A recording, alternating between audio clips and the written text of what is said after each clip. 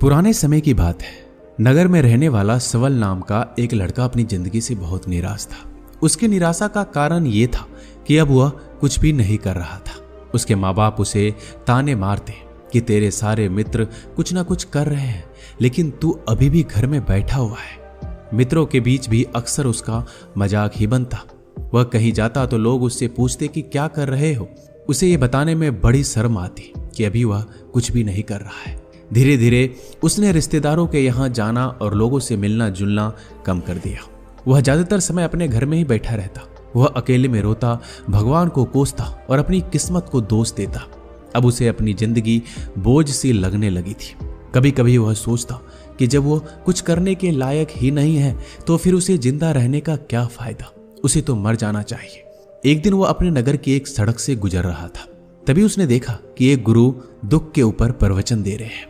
वह भी उस भीड़ में जाकर बैठ गया और गुरु के प्रवचन सुनने लगा। गुरु बोल रहे थे, दुख एक गुरु की भांति होता है जो हमें जीवन की सच्चाई दिखाता है और हमें सही से जीवन जीने का तरीका सिखाता है।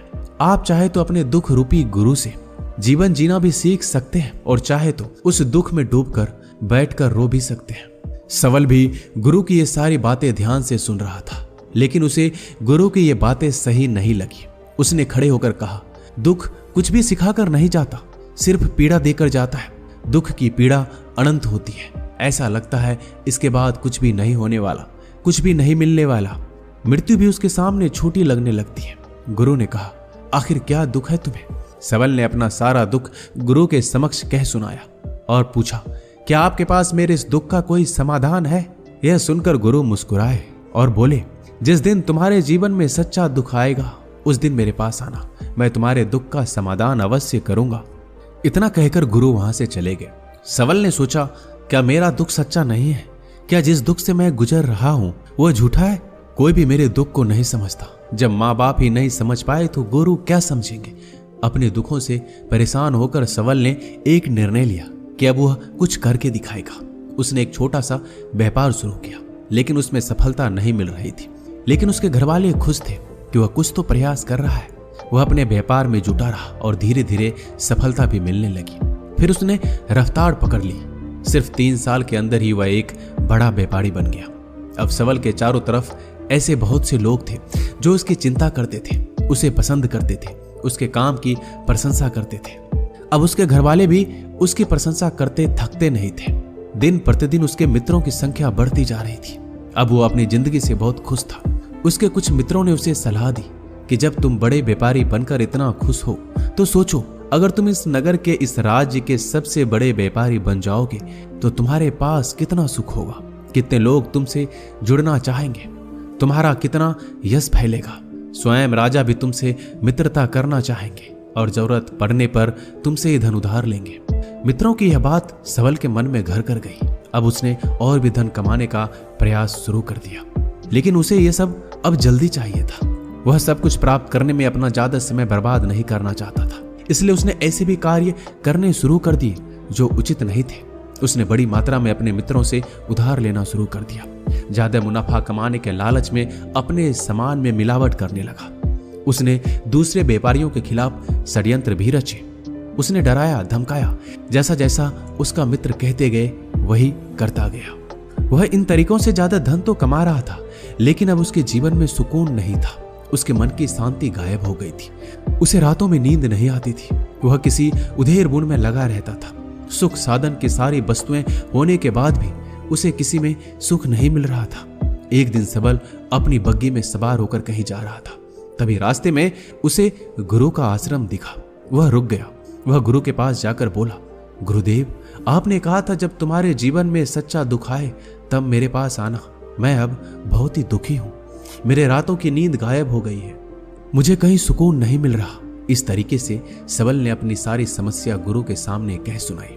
गुरु ने कहा, जब तुम मुझसे पहली बार मिले थे तब भी तुम किसी दुख में थे। तुमने उस दुख से क्या सीखा? सबल ने कहा, मैंने सीखा कि सिर्फ सोचने और चिंता करने से कुछ नहीं होता। अपनी सोच को सच करने के लिए कर्म करना पड़ता है और सिर्फ कर्म करने से भी कुछ नहीं होता। अपने कर्म को अंतिम पड़ाव तक ले जाना भी आवश्यक होता है। चाहे रास्ते में कितनी मुश्किलें आए, मन कितना ही निराश हो, कितना ही लगे कि अब आगे कुछ नहीं होने वाला है, तब भी ये मानकर चलो कि मैं जो कर रहा हूं उसमें मैं अवश्य सफल हूंगा। लोग सिर्फ सफल व्यक्ति को सम्मान देते हैं, फिर चाहे कोई कितना अच्छा क्यों ना हो, वह लोगों की नजरों में बोझ ही होता है।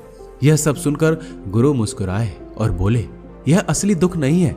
जब तुम्हारे जीवन में असली दुख आए तब मेरे पास आना, मैं उसका समाधान अवश्य करूंगा। सवल ने जाते समय गुरु को सोने के सिक्कों से भरा एक घड़ा भेंट किया। घड़ा देखकर गुरु ने कहा, यह मेरे किसी काम का नहीं, इसे उस पेड़ के नीचे गड्ढा खोद कर दफना दो। सवल ने गुरु के कहे अनुसार घड़े को पेड़ के नीचे दफना दिया और वहां से चला गया।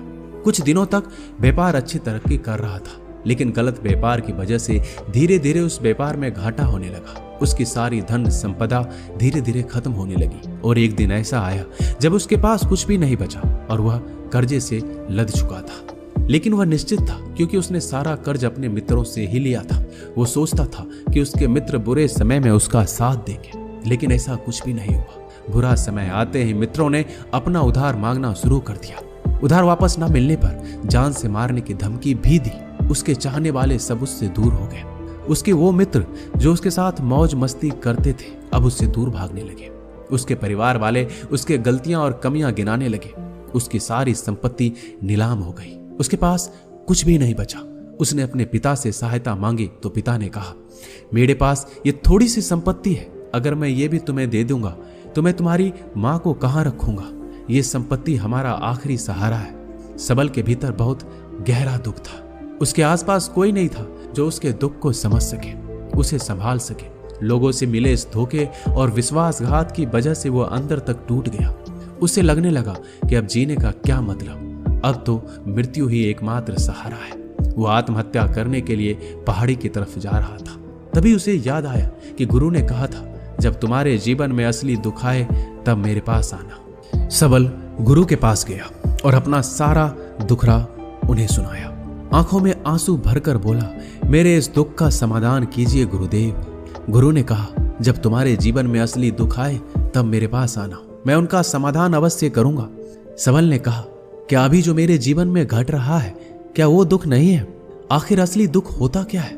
गुरु ने कहा, सबसे पहले तुम मुझे ये बताओ, इस दुख से क्या सीख मिला? सबल ने कहा, मैंने सीखा कि जो लोग हमारी सफलता, हमारी तरक्की की वजह से हमारे जीवन में आए हैं वो हमें धोखा अवश्य देंगे, क्योंकि बुरे समय में हमारे साथ खड़े नहीं होंगे। वह केवल अच्छे समय में हमारा फायदा उठाएंगे और बुरे समय में छोड़कर चले जाएंगे। भरोसा केवल उन्हीं लोगों पर करना चाहिए जो हमारे बुरे समय में, असफलता के समय में हमारे साथ खड़े रहते हैं। लेकिन ऐसे लोग बहुत ही कम होते हैं, पर जिसके पास होते हैं उनकी कद्र करनी चाहिए, उनका अपमान नहीं करना चाहिए। मैंने ये भी सीखा कि कभी किसी के खिलाफ षड्यंत्र नहीं रचना चाहिए, ईमानदारी और धैर्य के साथ काम करना चाहिए और कभी लालच नहीं करना चाहिए। अपना सारा दुख और अनुभव बताने के बाद सबल आंखों में आंसू भरकर गुरु के सामने बैठा रहा। थोड़ी देर बाद गुरु उठे और उस पेड़ के नीचे गड्ढा खोदकर वह घड़ा बाहर निकाला जो सोने के सिक्कों से भरा हुआ था और उसे सबल को दे दिया और कहा, तुम्हारे जीवन में असली दुख आए तब मेरे पास आना। सबल ने गुरु को धन्यवाद दिया और प्रणाम कर कर वहां से चला गया। उसने उस धन से एक छोटा व्यापार शुरू किया। अब वह एक छोटा व्यापारी बनकर खुश था। अपनी पूरी लगन और ईमानदारी से व्यापार किया। देखते ही देखते वो फिर अपने नगर का एक बड़ा व्यापारी बन गया। उसका जीवन खुशियों और सुविधाओं से भर गया।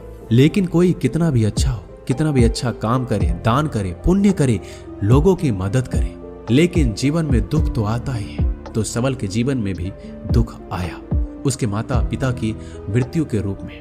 वो दोनों एक ही दिन मृत्यु को प्राप्त हो गए। सबल अपने माता पिता से बहुत प्रेम करता था, इसलिए उसे उनकी मृत्यु से बहुत गहरा आघात पहुंचा। उन दोनों के पार्थिव शरीर को शमशान घाट ले गया। वहां उनकी अंतिम क्रिया की गई। वहां उसने अपने माता पिता के शरीर को जलते हुए देखा तो उसका मन बेचैन हो गया। उसके अंदर बहुत से प्रश्न उठने लगे। वह घर वापस आया तो अपने माता पिता के घर और संपत्ति को देखा जिसके लिए उसके माता पिता हमेशा लड़ते रहते थे। आज वो लावारिस पड़ी है। आज उसकी देखरेख करने के लिए उसके लिए लड़ने वाले इस दुनिया से चले गए। उसके पिता ने जो भी कमाया था, जो भी बनाया था, सब कुछ यहीं रह गया था। एक दिन पहले किसी से भी अपनी संपत्ति के लिए लड़ जाने वाले उसके पिता आज इस दुनिया से अलविदा हो गए थे। उसका मन इसी तरह के अनेक विचारों के भंवर में फंसा हुआ था। उसे अंदर से अकेलापन और डर महसूस हो रहा था। उसे कुछ खालीपन सा महसूस हो रहा था। उसे लग रहा था कुछ तो है जिसे वो समझ नहीं पा रहा। इसलिए वो गुरु के पास गया।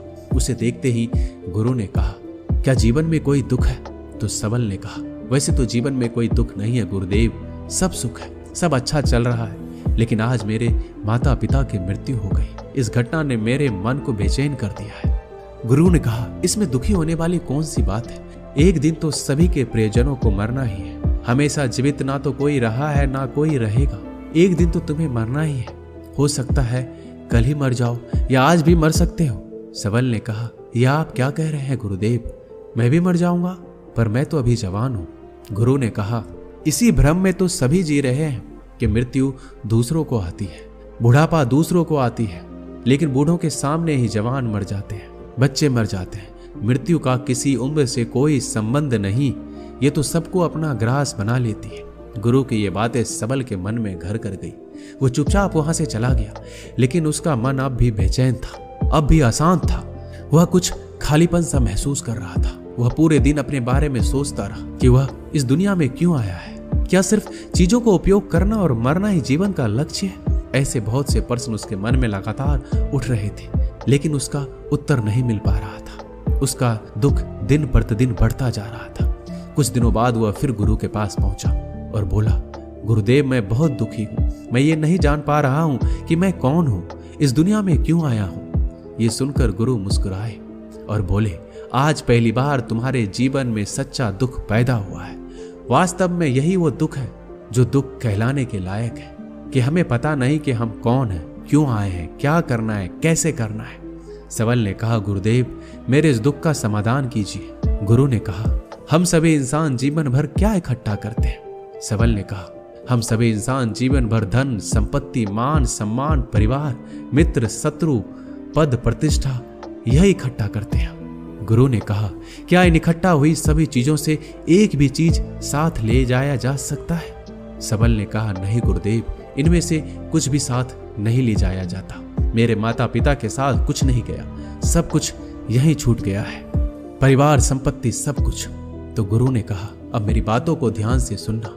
इस दुनिया में हमें जो इकट्ठा करना है वो हम इकट्ठा करते नहीं। चीजें जो हमारे सामने होती है लेकिन हम उन्हें देखने का प्रयास नहीं करते। इस दुनिया में हमें जिस चीज को इकट्ठा करना है वो हम खुद हैं। हमें खुद को इकट्ठा करना है ताकि जब मृत्यु हो तो हम एक हो सके और स्वयं को पहचान सके। हम भीतर से बटे हुए हैं। हम बटे हुए हैं प्रेम में, नफरत में, क्रोध में, जलन में, धन में, संपत्ति में, पद में, प्रतिष्ठा में, मान में, पहचान में, धर्म में, जाति में। ऐसे ही सैकड़ों हजारों चीजों और वासनाओं से हम बटे हुए हैं। हम टुकड़ों में जीवन जी रहे हैं। इस बंटवारे की वजह से हमारी चेतना कभी एक नहीं हो पाती। हमारी चेतना बिखर गई है। इसलिए हमारे पास इतना भी समय नहीं है, इतना भी ऊर्जा नहीं है कि हम मुड़कर एक बार अपने भीतर देख सकें। वास्तव में जिस धन की कमी, सुविधाओं की कमी, मान सम्मान की कमी को लोग दुख समझते हैं और जीवन भर उसे दुख बोलकर रोते हैं, उनका समाधान खोजने का प्रयास करते हैं, उन्हें उनका समाधान कभी मिलेगा ही नहीं। क्योंकि जिन्हें लोग दुख कहते हैं वो असली दुख है ही नहीं।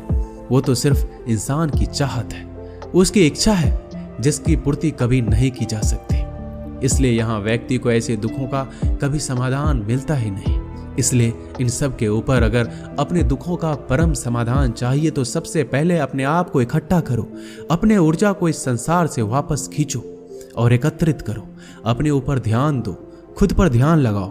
पहले अपने आप को पहचान लो, ऐसे ही बिखरते हुए मत चलो। सबल ने कहा, क्या गुरुदेव हमें ये संसार छोड़ देना चाहिए? अपने सभी इच्छाओं को मार देना चाहिए? किसी से प्रेम नहीं करना चाहिए? धन संपत्ति इकट्ठा नहीं करना चाहिए? मान सम्मान की आशा छोड़ देनी चाहिए? गुरुदेव ने कहा, एक बिखरे हुए मनुष्य के अंदर से कामनाएं, इच्छाएं और वासनाएं ऐसे ही निकलती है जैसे पहाड़ से कोई पत्थर गिर रहा हो, जिस पर पहाड़ का कोई नियंत्रण नहीं है सिवाय देखने, परेशान होने और कुछ खोने के। इसी प्रकार एक बिखरे हुए मनुष्य की इच्छाएं अनियंत्रित और दुखदायी होती है। उसका अनियंत्रित मन कुछ भी इच्छाएं और कल्पनाएं करता रहता है और दुखी होता रहता है। लेकिन जब व्यक्ति एकत्रित हो जाता है तो वो जो भी करता है उसके नियंत्रण में करता है, तब इच्छाएं भी उसकी इच्छा से निकलती है। सबल ने कहा, गुरुदेव आपने मेरे सच्चे दुख का समाधान कर दिया, उसके बाद आपका बहुत धन्यवाद। मैं खुद को एकत्रित करने का प्रयास करूंगा। गुरु ने कहा, मानव शरीर में बहुत ऊर्जा है, बहुत शक्ति है, पर यह बेकार के कामों में बटकर रह गई है, व्यर्थ की चीजों में लगी रहती है। यह ऐसा है कि जैसे एक अत्यंत शक्तिशाली मशीन किसी बच्चे के हाथ में दे दी गई हो और बिना सोचे समझे, बिना किसी नियंत्रण और जानकारी के बस इस शक्ति को कहीं भी बर्बाद कर रहा है। इसलिए अपनी चेतना की शक्ति पर ध्यान दो और इसे एकत्रित करो। सबल को अपने प्रश्नों का उत्तर मिल चुका था। उसने गुरु को धन्यवाद किया और चुपचाप वहां से चला गया। दोस्तों, इस वीडियो में बस इतना ही। मिलते हैं अगले वीडियो में। अपना ख्याल रखिएगा।